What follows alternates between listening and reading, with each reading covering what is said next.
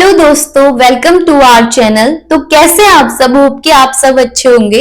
स्वागत है आपका हमारे एक और न्यू वीडियो में। तो बेसिकली आज की वीडियो होने वाली है मेरा प्रेगनेंसी एक्सपीरियंस कैसा था। मेरा 3 मंथ कंप्लीट हो गया है, मेरा फर्स्ट ट्राइमेस्टर खत्म हो गया है। अब मैंने सेकंड ट्राइमेस्टर में एंटर कर दिया है। मेरा चल रहा है 14 वीक और जल्दी मैं अपने 15 वीक में एंटर करने वाली हूँ। तो ये जो फीलिंग होती है ना, आप सभी लोगों को पता होगा, जो भी अभी प्रेग्नेंट हैं और जो भी माँ बन चुके हैं, उन सबको पता होगा कि ये एक्सपीरियंस और ये फीलिंग कितनी ज्यादा प्रीशियस होती है और कितनी ज्यादा अच्छी होती है। इसको हम एक्सप्लेन भी नहीं कर सकते हैं। तो मुझे पता नहीं था कि इतना अच्छा फील होगा। और अभी मेरा जैसे 15 वीक में मैं एंटर करने वाली हूँ। तो मेरे को ना, बहुत लोगों को ऐसा लगता है, सब लोगों का एक्सपीरियंस अलग होता है और मैं यहाँ पे कोई ऐसे ज्ञान देने नहीं आई हूँ, लेकिन मैं अपना बस एक्सपीरियंस शेयर कर रही हूँ। बहुत सारे लोगों को मैंने यूट्यूब पे देखा है कि वो लोग अपना एक्सपीरियंस शेयर करते हैं और मुझे उनका वीडियोस देखना बहुत पसंद है। मैं दिन भर उनकी वीडियोस देखते रहती हूँ लोगों की, और मुझे बहुत अच्छा फील होता है। तो मैंने देखा है बहुत सारे लोगों को कि उनको एक वीक बाद, मतलब जब उनकी पीरियड्स मिस होते हैं ना, उसके एक वीक बाद पता चलता है कि वो प्रेग्नेंट है। लेकिन मेरे साथ थोड़ा गड़बड़ हो गई थी। मुझे पहले ही पता चल गया था कि मैं प्रेग्नेंट हूँ। मेरी थी 24 जनवरी की डेट, और मैं हमेशा अपनी डेट भूल जाती हूँ, जो कि बहुत गलत बात है। आप लोग अगर प्रेग्नेंट होना चाहते हो और आप कंसीव करने की सोच रहे हो ना, तो आप लोगों को जरूर अपनी प्रेगनेंसी पीरियड्स की डेट याद होनी चाहिए। आजकल बहुत सारे एप्लीकेशन है, ऐप है, जिससे आप अपनी पीरियड्स की डेट को याद रख सकते हैं। ओव्यूलेशन को देख सकते हैं कि आपका ओव्यूलेशन कब होता है, और ऐसी बहुत सारी अच्छी चीजें हैं ना उस ऐप में। मैंने तो दो ऐप डाउनलोड करके रखे हैं। उसमें ना आप अपने बेबी को देख सकते हैं कि वो कैसा हो रहा है और आप कैसा दिखता है, इस वीक में कैसा दिखता है। कभी वो छोटा सा ग्रेप्स के शेप का दिखाते हैं और कभी अभी एप्पल की शेप का। मेरा बेबी एप्पल की शेप का है, तो 14 वीक में वो एप्पल की शेप का होता है। तो बहुत ही अच्छा फील होता है। आप लोग ये ऐप डाउनलोड करके अपना ओव्यूलेशन, पीरियड डेट सब याद रख सकते हैं। हाँ, तो मैं बता रही थी कि मुझे पहले ही पता चल गया था, क्योंकि मुझे याद नहीं रहता था। तो ऐसे मैं बहुत ज्यादा दिमाग लगाया, फिर भी मुझे गलत डेट याद हुई और मुझे लगा कि मेरी डेट 19 की थी, जबकि मेरी डेट थी 24 की। और मैंने इसी गलती में 22 फरवरी को ही टेस्ट कर दिया था कि मैं मतलब प्रेग्नेंट हूँ या नहीं। और भगवान की दया से मेरा मतलब जो पीरियड्स का मतलब पीरियड्स से पहले ही मुझे पता चल गया और मेरा टेस्ट एकदम पॉजिटिव आया। बहुत सारे लोगों का होता है कि एक हफ्ते बाद भी पॉजिटिव नहीं आता है, लेकिन उन लोगों को होप नहीं छोड़नी चाहिए। आप लोग 10 दिन में भी ट्राई कर सकते हो, क्या पता आपका पॉजिटिव आए। और अगर आपको नहीं आ रहा है ना, तो आप डॉक्टर के पास विजिट करें, उसके बाद बहुत जरूरी है जाना। तो मेरा पॉजिटिव आ गया था। फिर उसके बाद हम लोग हॉस्पिटल में हमने विजिट किया, वहां से मुझे फॉलिक एसिड दे दिया। फिर उन्होंने बोला कि आपको टेस्ट कराने होंगे, तो हमने सोचा कि एक दो दिन में टेस्ट करा के फिर आते हैं, फिर स्कैन करेंगे। लेकिन जब मैं घर गई तो मुझे ब्लीडिंग शुरू हो गई थी, और मैंने ये एक्सपीरियंस और जो भी मेरे साथ प्रॉब्लम्स हुई थी ना, वो मैंने एक वीडियो में शेयर की है। वो मेरे यूट्यूब चैनल पे है, आप लोग मेरे यूट्यूब पे जाके देख सकते हैं। बेसिकली मुझे ब्लैटेड ओवम का केस बता दिया था, जो कि था नहीं।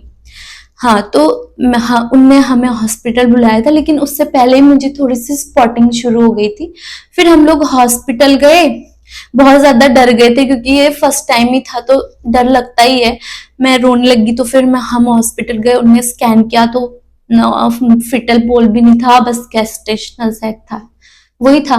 फिर उसके बाद हम लोगों ने दूसरे हॉस्पिटल पे विजिट किया। उनने तो हमें ऑपरेशन के लिए बोल दिया था, फिर हमने वहां नहीं दिखाया। फिर हमें सजेस्ट किया किसी ने कि आप दूसरी जगह दिखाओ, तो हमने दूसरी जगह दिखाया। और थैंकफुली हमारा 9th वीक में उनने हमें दोबारा बुलाया और 9th वीक में मेरा मतलब बेबी की हार्ट बीट आ गई थी। उससे पहले मैं बहुत ज्यादा डरी हुई थी और 6 वीक तक ना मैं इसीलिए भी डरी हुई थी क्योंकि मुझे कोई वॉमिटिंग नहीं थी, नोजिया, चक्कर आना या फिर कुछ खाने में दिक्कत होना। मैं ज्यादा ही खा रही थी। हाँ, मैं ज्यादा ही खा रही थी क्योंकि मुझे भूख लग रही थी और नींद भी मुझे बहुत आती थी। उस टाइम पे नींद आती थी पर मुझे लगता था कि थकान है क्योंकि हम लोगों ने यहाँ पे शिफ्ट किया था ना और मैंने बहुत सारे काम भी किए थे, तो मुझे इतना आइडिया नहीं था कि मैंने कंसीव कर लिया होगा क्योंकि चढ़ के पर्दे लगाना, फ्रेम लगाना, मैंने बहुत सारे काम किए।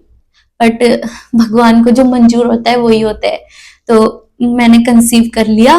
और फिर उसके बाद हम हॉस्पिटल गए जब हार्ट बीट भी आ गई थी, सब कुछ आ गया था।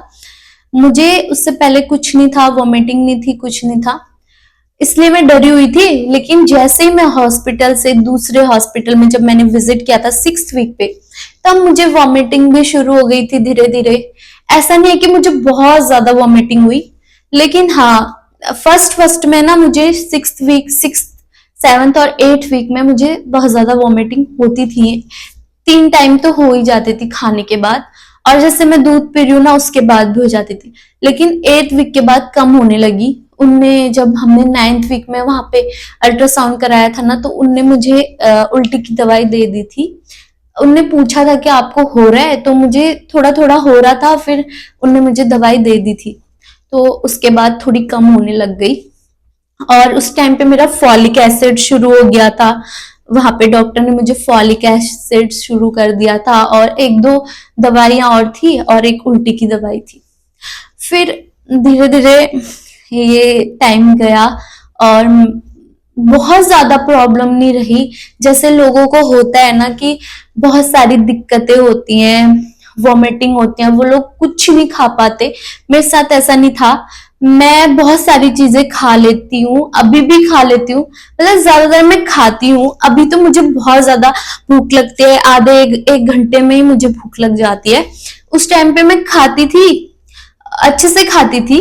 बहुत सारी चीजें हैं जो मैं नहीं खा पाती, अभी भी नहीं खा पाती, तब भी नहीं खा पाती थी।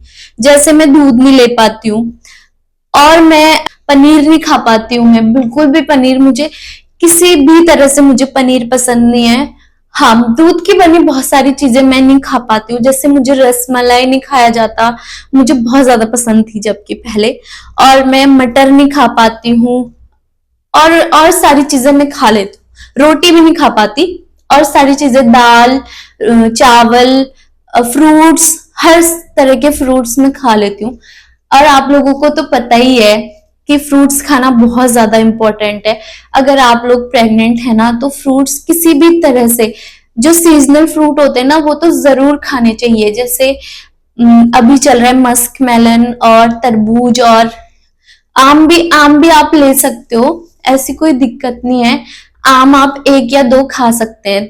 चीकू चीकू भी ले सकते हो आप, चीकू भी बहुत अच्छा होता है।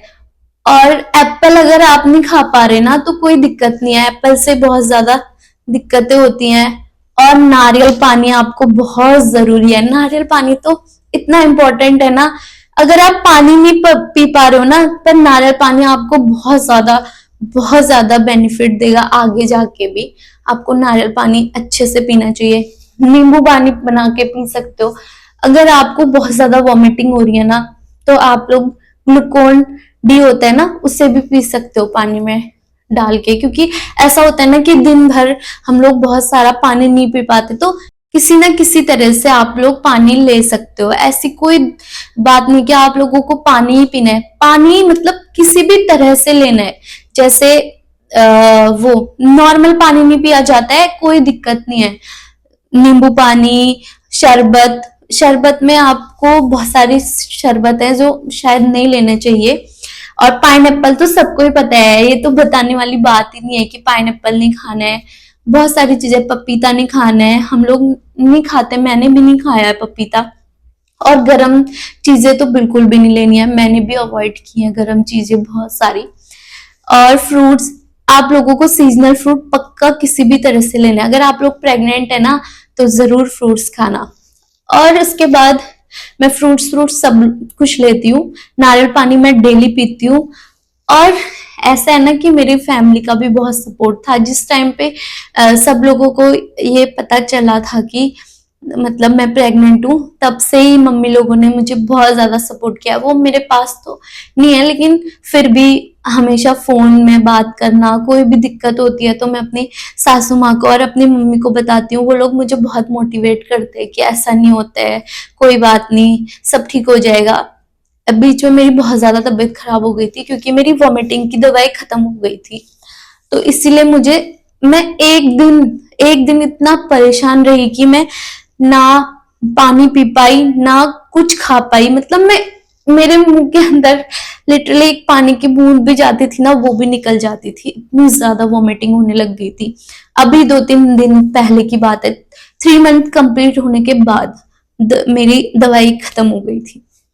और मम्मी लोगों का बहुत सपोर्ट है, हस्बैंड का बहुत सपोर्ट है, और सिस्टर है, वो तो मुझे कुछ काम ही नहीं करने देती है, हर चीज वही करती है और बहुत ज्यादा सपोर्ट करते हैं हस्बैंड भी।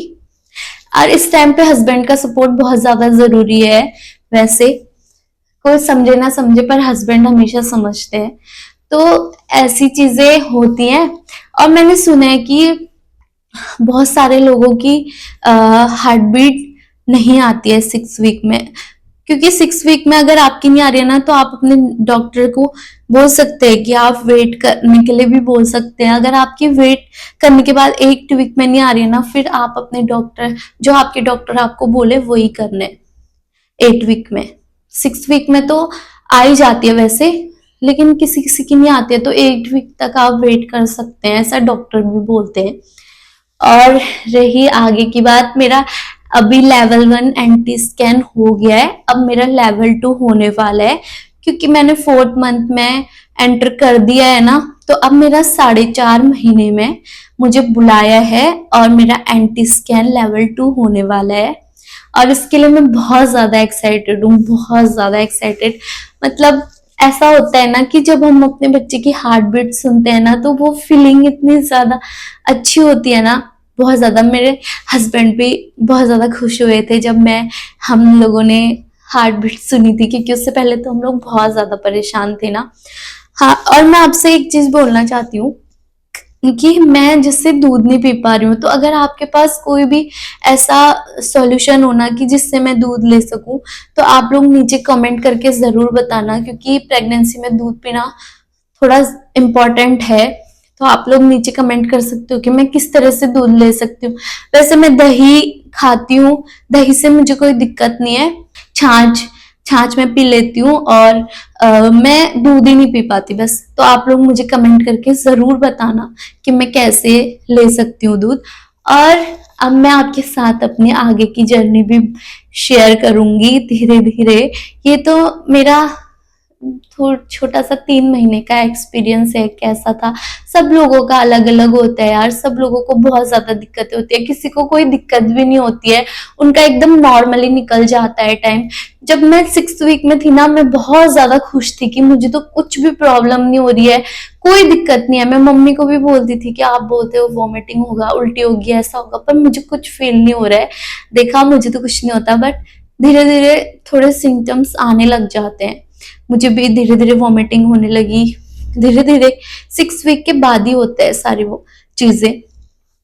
और बहुत सारे लोगों को तो फर्स्ट दिन से ही होने लग जाता है, जब आप लोग टेस्ट भी नहीं करते हो ना उससे पहले। मैंने बहुत सारी वीडियोस देखी हैं, और मैं आप लोगों के जो यूट्यूब पे है ना, उन सारे जो मतलब एक्सपीरियंस डालते हैं, मैं उन लोगों की वीडियोस देखती हूँ, और उनकी चीजों को मैं फॉलो भी करती हूँ। किसी किसी को मैं बहुत ज्यादा फॉलो करती हूँ। और मैं अपना जो प्रेगनेंसी जर्नी होगी ना, आप लोगों के साथ पक्का शेयर करूंगी आगे जाके। तो अगर आपको मेरी ऐसी वीडियोस पसंद आएंगी ना, तो आप मेरे चैनल को लाइक शेयर सब्सक्राइब करके रखना। और धीरे धीरे मैंने सोचा है कि मैं आगे वीडियोस बनाऊंगी पूरा, क्योंकि अभी तक तो मेरी तबीयत ज्यादा ठीक नहीं थी, मैं थोड़ी बहुत परेशान रहती थी, वीकनेस या फिर नींद आना। और अभी तो मैं जो मेरा फोर्थ वीक हो रहा है ना, 4th मंथ मेरा स्टार्ट हुआ है ना जब से, तब से मुझे बहुत ज्यादा भूख लगती है। 14 वीक से मुझे इतनी ज्यादा भूख लगती है कि मुझे एक एक घंटे में कुछ ना कुछ खाना होता है। ऐसे मेरे साथ चल रहा है। तो यही सब है। आप लोगों के साथ में आगे भी जर्नी शेयर करूंगी, तो आप मेरे चैनल को लाइक शेयर सब्सक्राइब करना। मिलती हूँ मैं आपको अगले वीडियो में, तब तक के लिए बाय।